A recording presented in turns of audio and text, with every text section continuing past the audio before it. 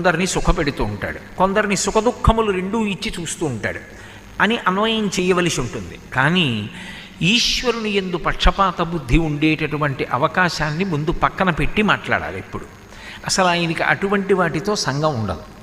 మరి సంఘం లేనప్పుడు నేను మనుష్యుడిగా, వేరొక ప్రాణి కుక్కగా, వేరొకరు దేవతగా ఏ కారణానికి అవ్వవలసి ఉంటుంది అంటే ఎవరు చేసుకున్నటువంటి కర్మ చేత వారు ఆ శరీరాల్ని పొందుతారు.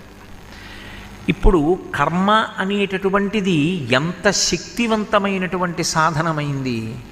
భాగవతం దశమస్కంధంలో కంసుడు దేవకీదేవిని వసుదేవుణ్ణి ఇద్దరిని రథం ఎక్కించి తీసుకెడుతున్నాడు.